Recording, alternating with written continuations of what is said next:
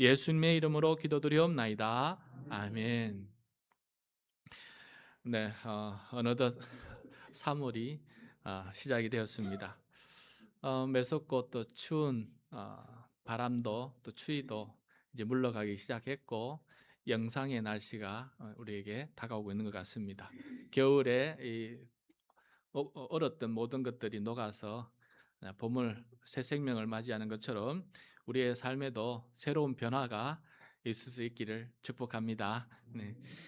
지난주에 간음을 하다가 잡힌 여인, 그 여인에게 사람들이 돌을 던지며 정죄하는 그런 이야기를 우리가 함께 경청했습니다. 사람들이 남의 죄를 정죄하는 거 참 쉬운 일입니다. 근데 오늘도 또 그런 일이 이야기가 나오고 있는 것을 보게 돼요. 예수님은 정죄로부터 자유함을 선포하는데 사람들은 계속해서 정죄의 안경을 끼고 세상을 바라보는 그런 모습들이 등장하고 있는 것을 보게 됩니다. 예수님은 성전에서 간음하다 잡힌 여인을 자유롭게 하신 후에 성전을 나오셔서 이제 길을 가고 계셨는데 한 사람을 만나게 됩니다. 이 이야기가 오늘 이야기가 되겠습니다. 이 사람은 날 때부터 시각 장애를 안고 태어난 사람입니다. 그래서 이 사람의 이야기를 가지고 유명한 복음성가가 만들어졌죠. 실로암이라고. 실로암. 어두운 밤에 캄캄한 밤에 어제 설교를 준비하면서 실로암을 생각하다가 문득 그게 생각났습니다. 논산훈련소 연무대 교회에서 막 군대 들어간 청년들이 수천 명이 모여서 예배드리면서 이 실로암을 부르는데 각계 전투 구호를 하면서 그냥 열심히 찬양하는 이 군인들의 모습을 보게 됐습니다. 그 가사 중에는 군인들이 정말 그 훈련 받으면서 힘들고 어렵고 인생 처음으로 그죠 자유롭게 살다가 그냥 아침 저녁 주어진 시간 아침 소각 부르면 일어나고 훈련하고 너무나 복잡하고 힘든 삶을 살아가게 되거든요. 그때 이제 실로암을 교회 나와서 실로암을 부르면서 율동하면서 그 스트레스를 풀어가면서 주 안에서 자유함을 얻는 그런 모습을 보면서 여전히 실로암 이야기는 오늘날에도 모든 젊은이들에게도 영향력 있는 이야기다 한 생각을 해보게 되었습니다. 오늘 이야기를 통해서 우리에게도 영향력 있는 그런 이야기가 될 수 있기를 바랍니다. 네. 제자들도 예수님과 함께 따라가다가 나면서부터 시각장애를 안고 태어난 사람들을 보면서 그 사람을 보면서 궁금해서 예수님께 묻습니다. 뭘 물었을까요, 여러분? 2절입니다. 2절 시작. 제자들이 예수께 물었다. 선생님, 이 사람이 눈먼 사람으로 태어난 것이 누구의 죄 때문입니까? 이 사람의 죄입니까? 부모의 죄입니까? 여러분, 누구의 죄입니까? 이 사람의 죄입니까? 부모의 죄입니까? 먼저 여러분 여기 눈먼 사람이라는 표현부터 좀 생각해 보았으면 좋겠어요. 옛날 개역 한글은 소경된 사람이라고 번역했고 얼마 전에 우리가 읽었던 개역 개정은 맹인된 사람이라고 번역했어요. 오늘 새번역에 보면 눈먼 사람이라고 번역됐습니다. 이것도 또한 10여 년 전에 번역한 거거든요. 최근 작년에 번역한 새한글 성경에 보면은 시각 장애인인 사람이라고 번역되어 있어요. 시각 장애인인 사람. 여러분 소경, 맹인, 눈먼이라는 표현은 인격을 무시하는 의미가 담겨져 있어요. 인격을 무시하는 의미가. 그래서 당사자에게는 이게 결례무례한 표현이 될 수가 있습니다. 그래서 인격과 상관없이 신체적 기능의 상태를 객관적으로 나타나는 그런 시각장애라는 표현이 가장 올바른 표현이라고 합니다. 그래서 앞으로는 여러분 시각장애인 그런 표현을 쓸 수 있기를 바랍니다. 예수님 당시 사람들은 시각장애를 가진 사람은 자기 죄든지 아니면 부모의 죄든지 그 죄에 대한 형벌을 받고 있는 것이다라고 생각을 하고 있었습니다. 뭔 좋지 않은 일이 벌어지면 일단은 죄지어서 그렇다. 형벌을 받고 있다. 이렇게 생각하고 있었던 것이죠. 그래서 이 시각장애인은 나면서부터 늘 영적인 그런 큰 죄책감 속에서 살아가고 있었다는 것은 당연한 일 아니겠습니까? 그만큼 힘든 삶을 살아가고 있다는 것을 우리가 알 수가 있어요. 육신적으로도 힘든 삶을 살아가고 있고 영적으로도 힘든 삶을 살아가고 있는 거예요. 제자들도 그렇게 시각장애인이 무슨 죄가 있어서 그런 것보다라고 이렇게 죄인 취급하고 있는 것을 보게 돼요. 교우 여러분, 우리에게도 이런 제자들의 모습이 있지 않나 하는 생각을 한번 해보았으면 좋겠습니다. 내 삶에 혹은 누군가의 삶에 원치 않는 질병, 또 경제적인 위기, 관계의 갈등이 찾아올 때 우리는 반사적으로 자동적으로 원인을 찾습니다. 내가 기도를 덜 해서 이런 벌을 받나? 저 사람은 뭔가 하나님께 잘못한 게 있어서 저렇게 힘들게 사는 거지. 또 혹은 모임이나 회의에 문제가 생기면 문제를 해결하기보다는 누구 책임이야? 누구 잘못이야? 이렇게 따지면서 억울함과 서운함을 증폭시키는 일들을 우리가 잘 하고 있습니다. 여러분, 이것은 사탄이 주는 정죄의 시선입니다. 사탄이 주는 정죄의 시선. 이런 시선은 사람을 살리지 못하고 오히려 영혼을 죽여나가고 있는 그런 모습이다라는 것을 한번 생각해 보았으면 좋겠습니다. 자, 예수님은 그러면 어떻게 대답했는지 한번 경청해 봅시다. 3절입니다. 3절 시작. 예수께서 대답하셨다. 이 사람이 죄를 지은 것도 아니요 그의 부모가 죄를 지은 것도 아니다. 하나님께서 하시는 일들을 그에게서 드러내시려는 것이다. 자, 먼저 예수님은 시각장애로 태어난 사람은 자기가 죄를 지어서 그런 것도 아니고 그의 부모가 죄를 지어서 그런 것도 아니라고 말씀하십니다. 물론 여러분, 그나 그 부모가 죄가 전혀 없는 온전한 의인이다라는 말하는 것은 아닙니다. 누구든지 우리는 죄를 짓고 살아요. 그러나 시각장애를 일으킬 무슨 특별한 죄를 지어서 그렇게 되었다는 것은 아니라고 지금 말씀하시는 것입니다. 그리고 예수님은 이 사람에게 하나님께서 하시는 일이 있고 그 일을 이 사람에게 드러내시려는 것이다 라고 답변하고 있는 것을 보게 돼요. 여러분, 하나님께서 하시는 일이라는 것이 뭘까? 이 사람한테, 이 시각장애인에게 하나님께서 하시는 일이 뭐고 지금 예수님께서 그 일을 드러내려고 하는데 무엇을 드러내려고 하는 것일까? 예수님은 죄 때문에 하나님께 형벌을 내리신 일을 드러내고 있는 것은 아닙니다. 다른 무언가 하나님께서 하신 일을 지금 드러내고 있는 거 아니겠습니까? 예수님은 하나님께서 하시는 일을 드러내도록 보내심을 받았다라고 말씀해 주고 있어요. 4절과 5절입니다. 예수님께서 그 사람에게 뭔가 하시기 전에 자기가 할 일에 대한 설명을 해주시는데 4절과 5절입니다. 같이 읽겠습니다. 우리는 나를 보내신 분의 일을 낮 동안에 해야 한다. 아무도 일할 수 없는 밤이 곧 온다. 내가 세상에 있는 동안 나는 세상의 빛이다. 하나님께서 하시는 일은 밤이 곧 오기 전에 얼마 남지 않은 낮 동안에 하시는 일이에요. 하나님께서 이 세상 사람들에게 하시는 일은 밤이 오기 전에 낮 동안에 하는 일이에요. 근데 여기 보면 밤이 뭐냐? 아무도 일할 수 없는 게 밤이에요. 그 말은 예수님께서 오시는 날, 재림하시는 날, 종말의 때, 하나님의 최후 심판의 때를 답니다. 그때부터는 우리가 아무것도 할 수가 없어요. 아무것도. 종말이 오기 전에 하나님께서 예수님을 통해서 이 세상에서 하실 일이 있다라는 것을 지금 말씀하고 있습니다. 그래서 예수님은 세상에 있는 동안에 나는 세상의 빛이다라고 말씀하고 있겠어요. 다시 말해서 빛을 이 어둠 속에서 드러내시는 일을 하기 위해서 이 땅에 오신 분이시다라는 것을 우리가 알 수가 있습니다. 세상은 지금 낮의 시간, 그러니까 얼마 남지 않은 낮의 시간을 보내고 있지만은 영적으로 너무 어둡습니다.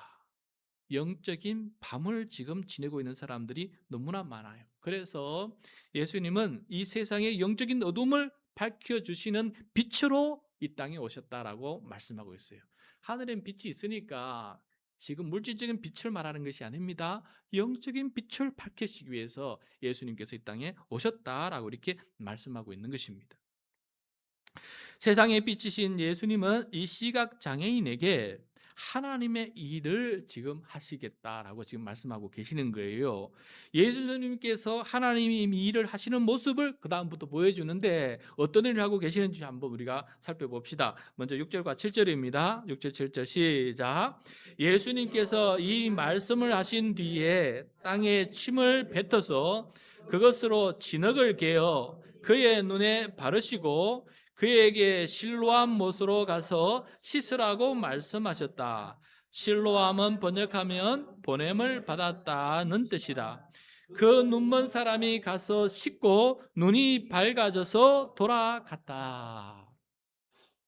자, 예수님은 땅에 침을 뱉으시고 흙가루를 모아서 진흙으로 개어서 시각장애인의 눈에 바르시는 것을 보게 돼요.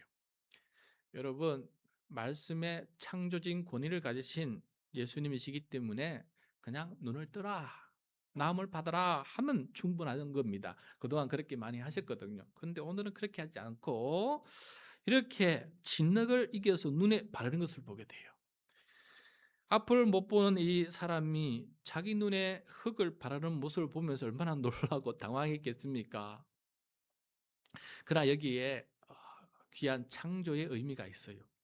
창세기를 보면은 하나님께서 태초에 사람을 지으실 때 땅에 흙으로 그 사람을 빚으시는 것을 보게 돼요. 그리고 그 코에 하나님의 호흡, 하나님의 생기를 불어넣으시니 그 사람이 살아있는 존재가 되었다라는 것입니다.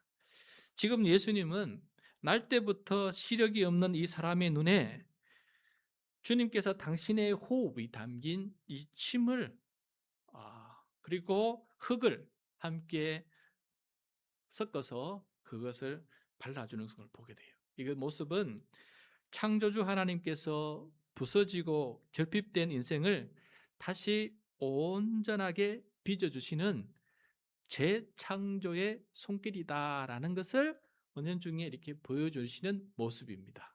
그래서 여러분, 지금 하나님께서 이 시각장애인을 새롭게 창조해 가시는 것을 보게 돼요.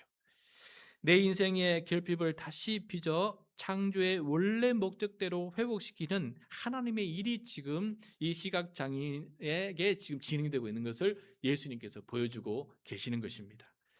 여러분, 그리고 또 실로암이라는 이 못의 의미가 무엇인지 이 성경에서 기록하고 있어요. 관로 이렇게 있는데 원래는 없었는데 후대 필사자가 이게 너무 중요한 의미가 있어서 그렇게 설명을 넣어 놓은 거예요. 후대 사람들 읽을 때 이 의미를 깨달으라고. 여러분, 실로암의 뜻은 보냄을 받았다라는 거예요. 보냄을 받았다.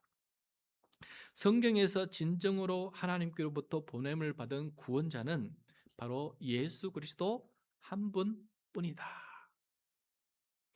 예수님은 태초부터 계신 말씀 하나님이셨고 그 말씀이 육신이 되어 이 땅에 오셨고 우리 모두에게 새 생명을 주시려고 하나님 아버지로부터 보냄을 받은 유일한 세상의 빛이 되시는 분이 바로 예수 그리스도다라는 것을 이 실로암이라는 말을 통해 다시 한번 기억하라라고 이렇게 설명을 넣어놓은 것을 보게 됩니다. 그러므로 여러분, 우리가 예수 그리스도를 만날 때, 예수 그리스도를 만날 때 우리의 영적인 어두움이 밝아진다라는 사실을 다시 한번 우리들에게 깨닫게 해줍니다. 그러므로 여러분, 여기서 실로암에 가서 씻으라라는 말은 단순히 물로 눈을 씻으라는 것만이 아니라 하나님께서 보내신 자 예수 그리스도를 볼 수 있는 눈, 그동안 구원자신 예수 그리스도를 보지 못했던 이 영적인 어두움에서 어두움을 씻어내고 예수님을 바라볼 수 있는 그런 눈을 가지라라는 의미가 이 속에 담겨져 있는 것입니다. 여러분, 내 머리로는 이해되지 않아도 때로는 주님의 말씀이 더 막막하게 보여도 생명의 빛이신 주님의 말씀에 순종하여 걸어갈 때 비로소 영적인 눈이 밝아져서 예수님을 바라보는 기적이 일어나게 되는 것을 보게 돼요. 그래서 여러분, 예수님의 말씀에 순종하면 순종할수록 더 귀하신 주님을 만나고 주님을 바라볼 수 있는 눈이 생기고 내 삶 속에서 주님께서 하시는 역사들을 보고 정언할 수 있는 우리 모두가 될 수 있기를 바랍니다. 여러분, 이 시각장애인은 큰 모험을 합니다. 시각장애인 입장에서 우리 한번 생각해 봅시다. 예수님이 진흙을 받을 때에도 당황했고, 다음에 좀 생각해 보세요. 자기 생눈에 진흙을 바른다 생각해 보세요. 무슨 큰일이 아니겠습니까? 그런데 그것을 그대로 받아들여요. 두 번째, 실로암 못에 가서 씻으라는 거야. 시각장애인이 길을 가는 게 쉽지 않지 않습니까? 그 눈을 흙을 바른 상태에서 실로암에 가서 씻으라는 거예요. 이성으로나 상식적으로나 납득이 되지 않는 것인데 예수님이기 때문에 수많은 사람들을 낫게 하고 또 그리스도라 칭함받는 예수님이기 때문에 이 모든 말씀에 순종하는 것을 보게 돼요. 그러므로 여러분, 우리도 하나님의 말씀을 매일 읽고 묵상하는데 그 말씀은 하나님께서 하신 말씀이기 때문에, 그 말씀은 예수님께서 하신 말씀이기 때문에 믿고 순종할 수 있는 우리 모두가 될 수 있기를 바랍니다. 그럴 때 여러분, 역사가 일어난다라는 것이에요.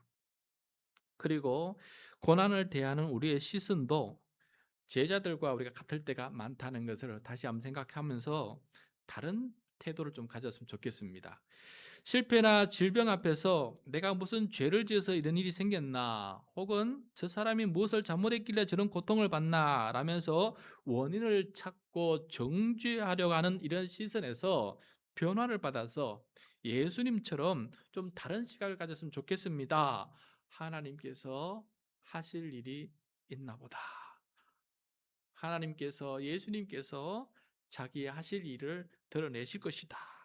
그렇게 믿음의 눈으로 바라보게 되면은 하나님이 보입니다. 죄가 보이는 것이 아니라 하나님이 보입니다. 예수님이 보입니다. 그리고 믿음으로 그것을 바라볼 수 있기 때문에 믿음으로 그 모든 환난을 이겨나갈 수 있고, 환난 당한 자를 믿음의 눈으로 위로해주고 격려해줄 수 있는 그런 사람이 될 수 있는 것입니다. 그래서 좀 우리 모두도 비판하기 쉽고 정죄하기 쉽고 그러한 시선을 늘 가지고 살아가는데, 이 시선을 뜯어 고쳐서 주님께 기도하십시오. 주님, 이 시각장애인처럼 제 눈도 아픔 보고 있지만은 하나님의 시선으로 볼 수 없는 영적 어두운 캄캄한 눈을 가지고 있습니다.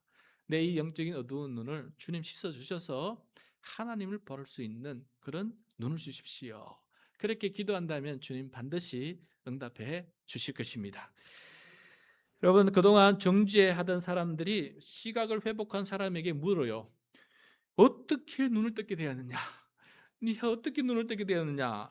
이 질문 속에는 어떤 의미가 담겨져 있냐면, 네가 큰 죄를 지어서 그렇게 형벌을 받고 있었는데 너 어떻게 죄사함을 받았느냐? 어떻게 이렇게 치유 은혜를 받았느냐? 못 믿겠다라고 하는 그러한 의미가 그 속에 담겨져 있었어요.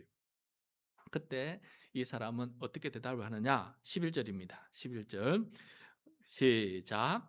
그가 대답하였다. 예수라는 사람이 진흙을 개어 내 눈에 바르고 나더러 실로암에 가서 씻으라고 하였소.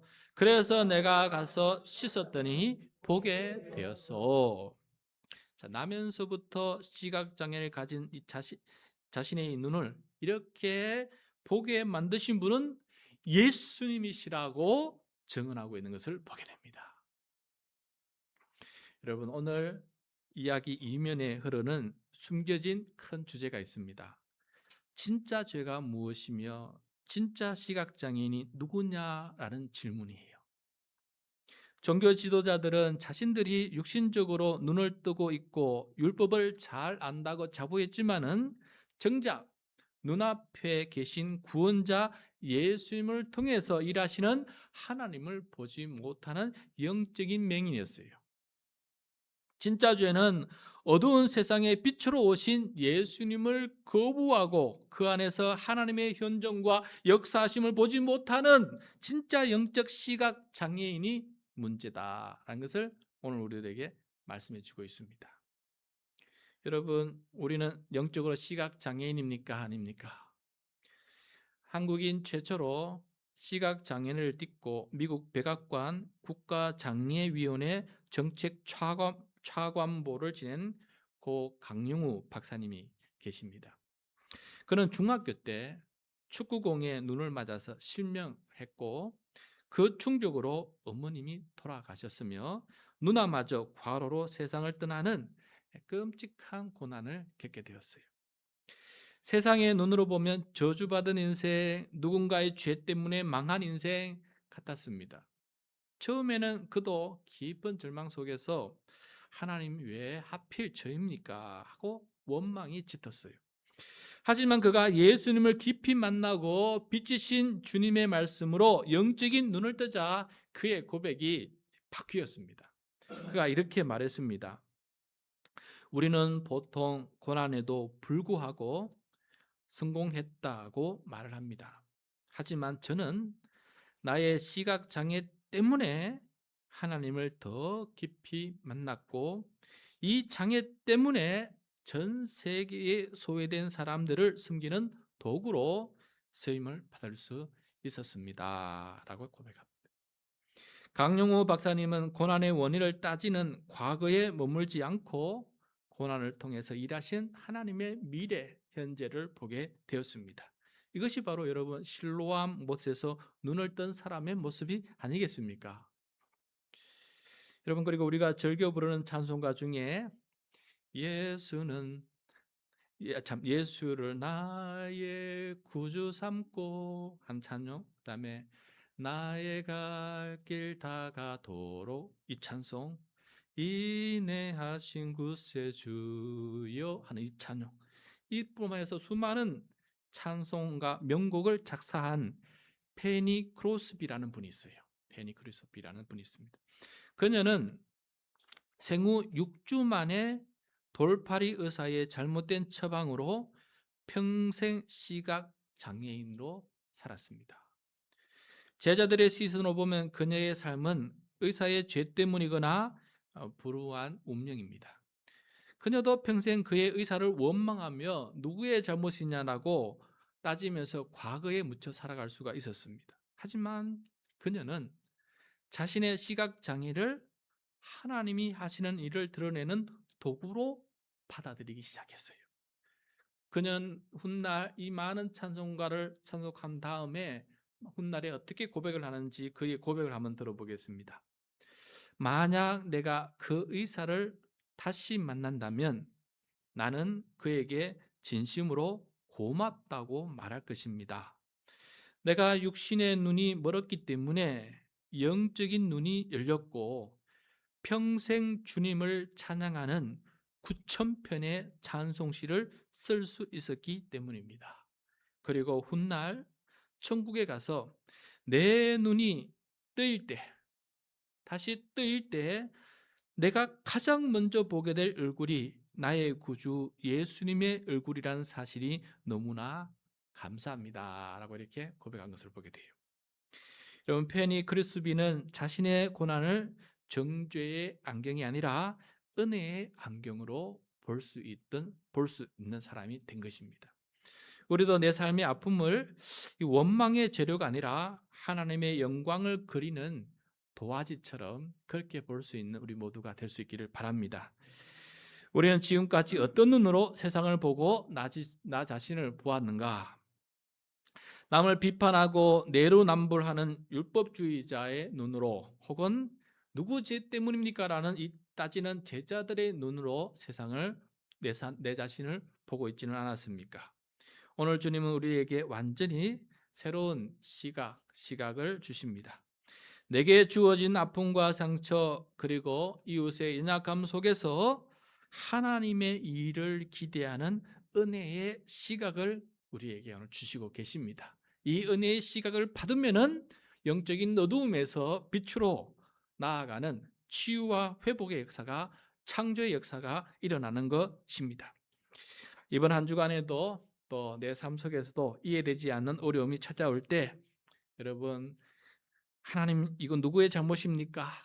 이렇게 원망하기보다는 주님, 이 일을 통해서 하나님께서 어떻게 일하실지 기대가 됩니다. 주님 일하시옵소서. 저는 보겠습니다.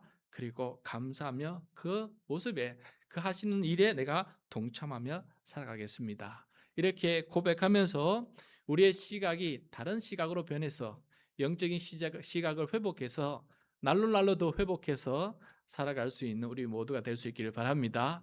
지금 내 영적인 시력이 1.0이라면은 자꾸 말씀과 묵상과 기도를 통해서 1.2, 1.5, 1.7, 2.0, 3.0, 4.0처럼 그 영적인 시각이 날로 밝아지는 우리 모두가 될 수 있기를 축복합니다.